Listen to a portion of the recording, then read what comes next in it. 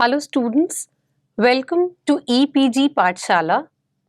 I'm Dr. Pooja Walia Maan from SGI Samalkhan. Today we're going to discuss about a module, Consumer Buying Behavior for Services under the paper Services Marketing. After studying this module, you should be able to know the consumer mind as compared with a black box. How and what does a customer buys?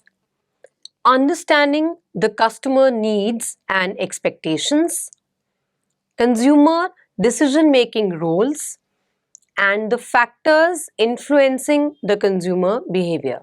Services can be defined as an activity or series of activities rather than things, which has some element of intangibility associated with it, which involves some interaction between the customer and the service provider and does not result in a transfer of ownership.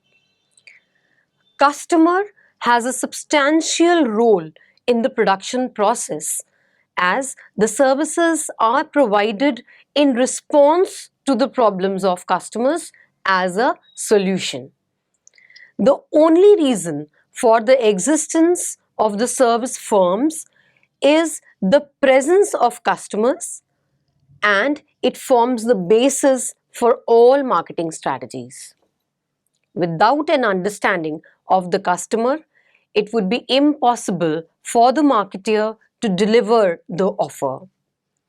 That is why a marketer must have clear understanding of consumer buying behavior and needs to answer many questions like what customers buy, why he buys, and at what price they are ready to buy a services, etc. But why should we analyze the customer? The buying behavior of the consumer is studied because the consumer's mind is like a black box. As is seen in this visual, the customer is bombarded with various external stimuli. Some of the stimuli is controlled by the marketer. It is done through the service offered, the prices charged, advertising, promotional schemes, distribution outlets, etc. There could be other stimuli which may be uncontrolled for the marketer.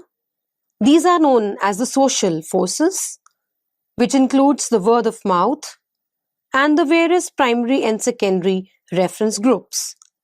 Having evaluated the service offering in the presence of various external stimuli, the consumer has his own knowledge, experience, and expectations for a desired response of buying a service or not buying a service. We talk about the black box effect now. The marketer can try to motivate the consumer, but is not sure which way the buyer of the service would react, to buy or not to buy the offer. All that the marketer can study are all the external stimuli acting on the consumer and his responses. The external stimuli are of two types. Those controlled by the company through its marketing mixes, like the offer of the service, price of sale offered to the consumer, formal advertising messages, special promotions like freebies, add-ons, or the celebrity endorsements. Those which are social sources, like word of mouth, may emanate from various reference groups, which may have strong recommendations effect.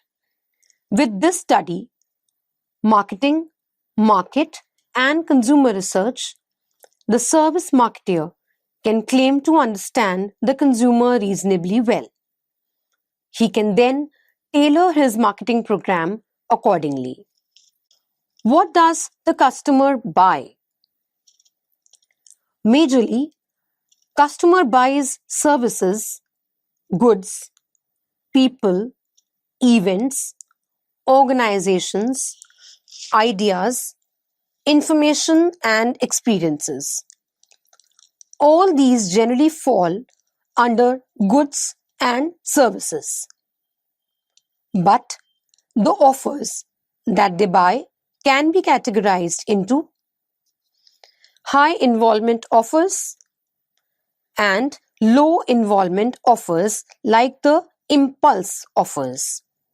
High involvement service products have various characteristics like complexity of features.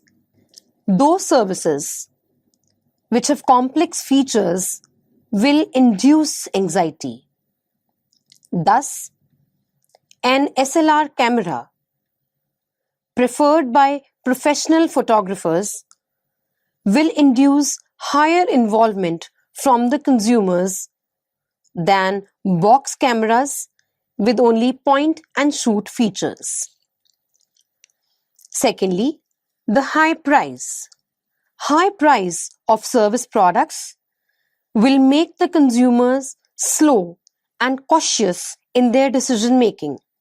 This is the reason why they will debate on the pros and cons of consumption or service transaction costs of vacations more than they would do for a haircut.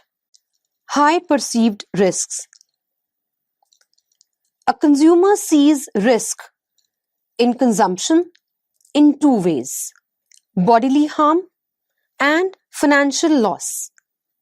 For example, when consumer goes for cosmetic surgery, they will perceive higher risk in the offer than for a routine facial. Similarly, when the customer goes for an investment in a real estate, they might feel the risk of losing and thus the risk of a financial loss. Fourthly, there are large differences in features. If the consumers feel that there are large differences in the service features, then they would be highly involved. And if the situation is as in the home appliance industry, where consumers really don't perceive much difference between products, then their involvement becomes low. The fifth reason for a high involvement is the large number of users. If there are a large number of users for a service offer, like a holiday package tour for family, then there is going to be more participation and involvement from all family members. The sixth is enduring product. If the service offer has a long lifespan or has a longer lasting effect, like selection of a school for a child, then it will make the decision maker highly involved. And the last is the self-reflects. Consumers are very much conscious of their self-image and either want to maintain it or would like to change it with the service. The low involvement service products have various features like low price, less difference in features, simple features in the service product, does not reflect a consumer's personality. The services are of mostly daily requirement, low brand loyalty. To understand the customer needs and expectations, let's discuss further. Customers purchase services to meet specific needs and they evaluate the outcome of their purchases based on what they expect to receive. Needs are often deeply rooted in people's unconscious minds and may concern long-term existence and identity issues. When people feel a need, they are driven to take action to fulfill it.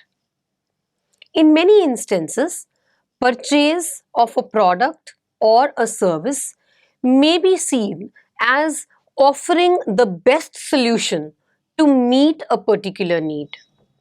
Subsequently, consumers may compare what they received against what they expected, especially if it costs them money, time, or effort that could have been keen to obtain an alternative solution. There are various types of needs that can be discussed.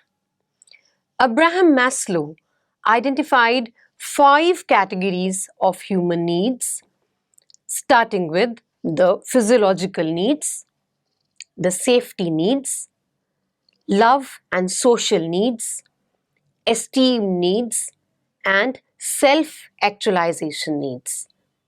He proposed that basic needs like food and shelter must be met before other needs can be fulfilled. Satisfy social and self-actualization needs. These needs create demand for more sophisticated services. For instance, travel and leisure services have been a major beneficiary of increased disposable income, leading many firms to develop a variety of tempting vacation packages. However, as customer needs and preferences continue to evolve, the leisure industry needs to adapt its offerings accordingly. In North America, as in other highly developed regions of the world, there is evidence that many consumers are reaching the point where they have most of the physical goods they want and are now turning to services to fill new or still unmet needs. Increased spending on more elaborate vacations, sports, entertainment, restaurant meals, and other service experiences is assuming greater priority, even at the expense of spending slightly less on the physical goods. According to Daniel Bethemy of American Express, consumers want memorable experiences, not gadgets. This shift in consumer behavior and attitudes provides opportunities for those service companies that understand and meet changing needs, continuing to adapt their offerings over time as needs evolve. For example, some smart service providers have capitalized on the increased interest in extreme sports by offering services like guided mountain climbs and paragliding, and new financial services like online investment brokers have been introduced to cash in on consumers' willingness to risk their financial futures by trading in the stock market. The notion of service experiences also extends to business and industrial situations.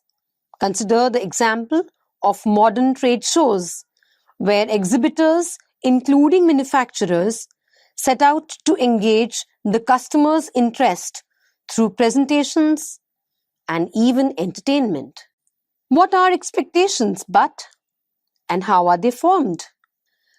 Customers' expectations about service vary from one business to another.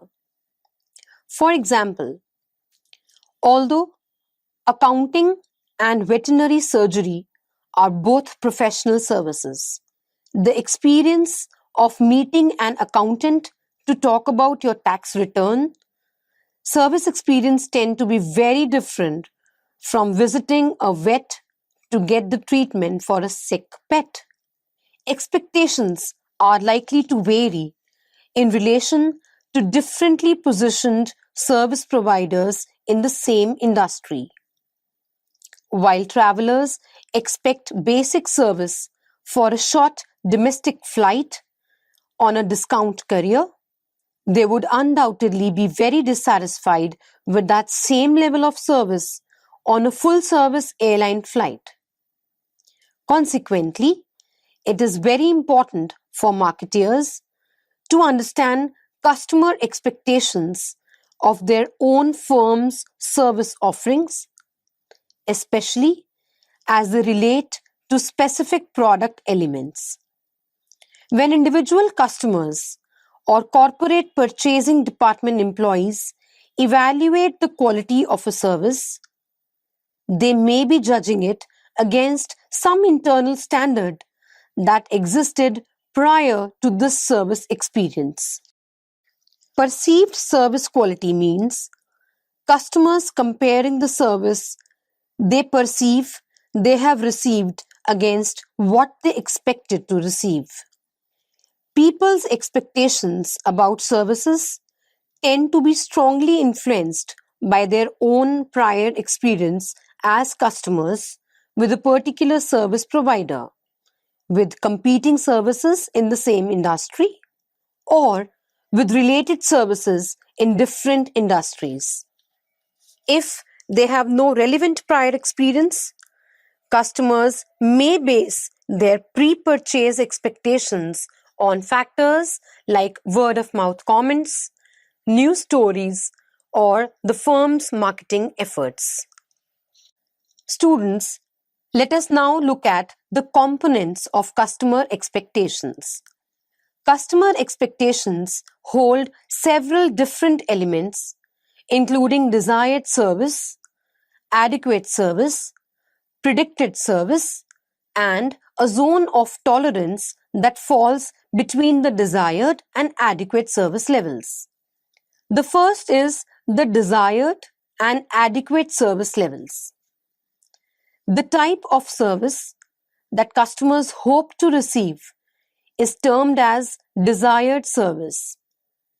It is a wished for level, a combination of what customers believe can and should be delivered in the context of their personal needs. However, most customers are realistic and understand that companies can't always provide the level of service they would prefer. Hence, they also have a threshold level of expectation termed as adequate service. In other words, adequate service are defined as the minimum level of service customers will accept without being dissatisfied. Among the factors that set this expectation are situational factors affecting service performance and the level of service that might be anticipated from alternative suppliers. The levels of both desired and adequate service expectations may reflect explicit and implicit promises by the provider, word-of-mouth comments, and the customer's past experience with this organization. The predicted service level is the next level to be discussed. Predicted services are those services that customers actually anticipate receiving. If good service is predicted, the adequate level will be higher than if a poor service is predicted. Customer expectations of service may be situation specific. For example, from past experience, customers visiting a museum on a summer day may expect to see larger crowds if the weather is poor than if the sun is shining. So, a 10-minute wait to buy tickets on a cool rainy day in summer might not fall below their adequate service level. Let us look at the zone of tolerance. The inherent nature of services makes consistent service delivery difficult across employees in the same company and even by the same service employee from one day to another day. The extent to which customers are willing to accept this variation is called the zone of tolerance. A performance that falls below the adequate service level will cause frustration and dissatisfaction, whereas one that exceeds the desired service level will both please and surprise the customers, creating that customer delight. Another way of looking at the zone of tolerance is to think of it as the range of service within which customers don't pay obvious attention to the service performance. When service falls outside this range, customers will react either positively or negatively.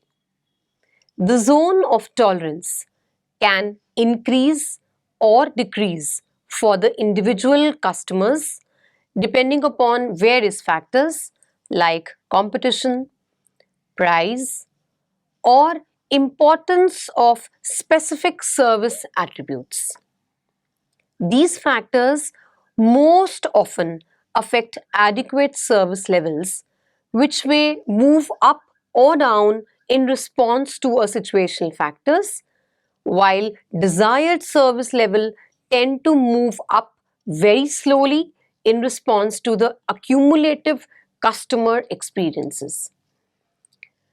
Now let us talk about the various consumer decision-making roles. In the buying decision process, at times, other people also influence the buying decision, and these people have a definite role to play. In the purchase of any particular service, consumer plays distinctive roles. For example, initiator. He is who has a specific need and proposes to buy a particular service. Secondly, influencer. Influencer are the people or the group of people who advise the decision maker. These could be a reference group, both primary or secondary. It could be even the secondary reference group like word of mouth or media, which can affect the decision maker. The third is the gatekeeper. The person or organization or promotional material which acts as a filter on the range of service which enters the decision choice set of the buyer. The next is the decider.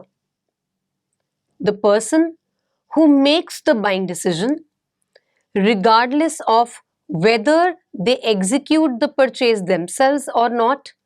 They may instruct others to execute it. It has been observed at times, more typically in household or families or individuals related services, that one member of the family may dominate in the total purchase decision process.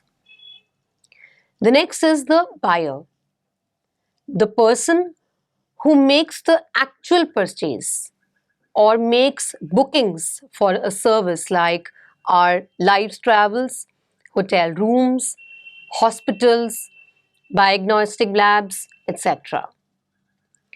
Then is the user, the person who actually uses or consumes the product.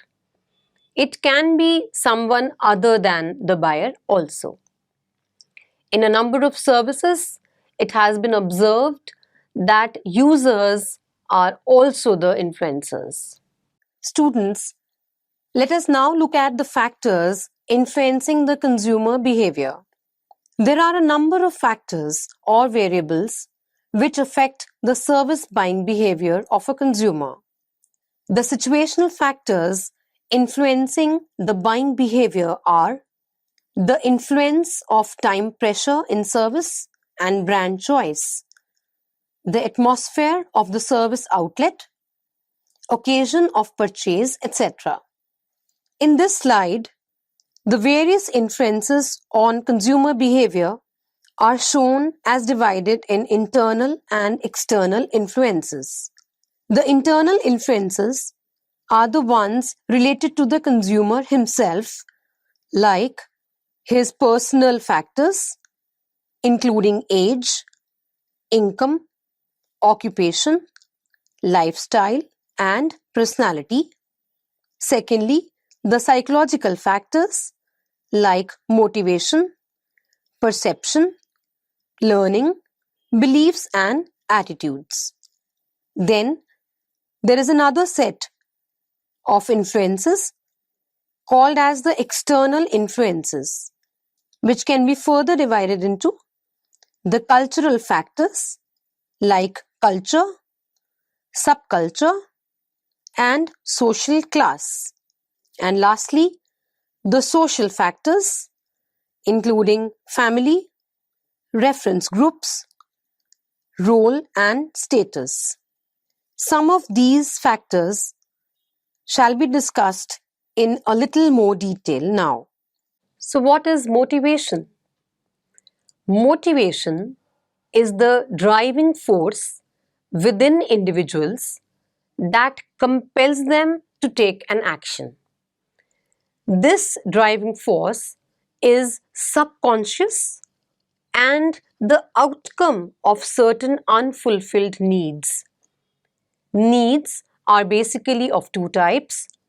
First, the innate needs are those which an individual is born with, and they are mainly physiological.